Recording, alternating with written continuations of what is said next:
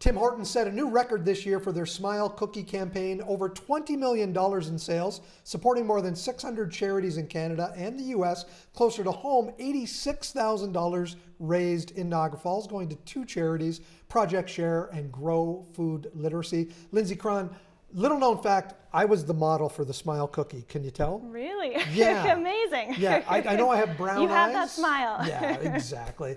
So $43,000, how will Grow use that money? Yeah, we are so grateful to have received such a great outcome from this fundraiser. We're going to be using those funds to support our Grow Market, which is a subsidized food market where people can get fresh foods, their fruits and vegetables, their meats, those sorts of things at subsidized prices. And so we'll be using that funds to support that program, as well as our cooking classes to provide food for that. As well, we're in the process of expanding our Grow Market into a bigger space, and so part of the funds will go to some expansion projects as well. When you say expansion, are you looking for a new building to house it? No, same building, just some renovations to make it a little bit bigger. Is there a help more timeline people, right? on that? In the next year or so, that should be finished, and then looking forward to it.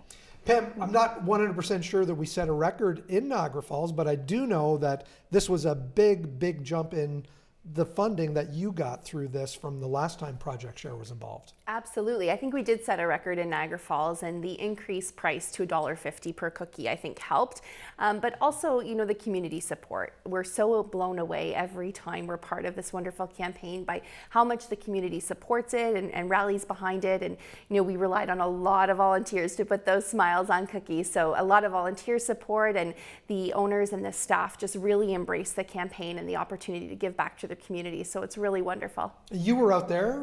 I was. Squeezing the icing tubes? Yes, we had some contests to see who had the best smiles. So, how will you use the money?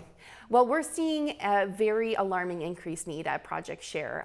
Right now, we are looking at serving approximately 1 in every 8 residents in Niagara Falls. So in my time with Project Share, I've never seen the need as high as it is right now. And there's a lot of contributing factors to that, but certainly, with increased need means we need more service. We're buying a lot more food right now than we ever have. So that money is really going to help us to meet that need and make sure none of our neighbors go hungry.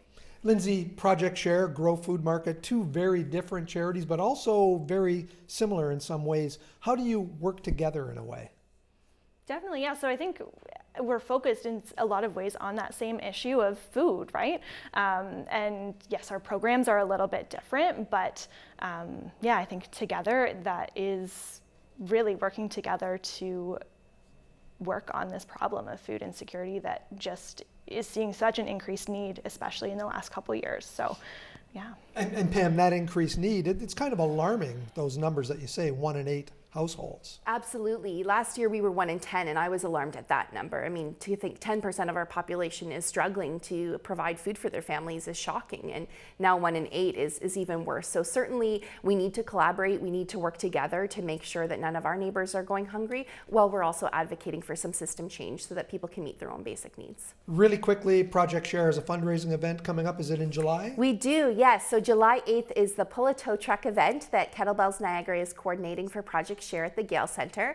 So we're still looking for some teams to register and compete in this fun event. It's easier than it sounds to pull a tow truck. You get a little bit of a rolling start, but it's a unique and fun way to help us raise those funds that we need to make sure that our services are available to everyone that needs them. Lindsay, over to you. A couple of cooking classes coming up in July from Grow. Yeah, so on July 19th and July 31st, we have 2 cooking classes happening about strategic cooking, so things that are in season, how do we use them, and really take advantage of those foods that are in season throughout the year. And Lindsay, that's one of the things I like so much about Grow is the fact that you do teach people how to create healthy meals. Pam, Lindsay, thanks so much for joining us today. Thank you. Thanks for having us.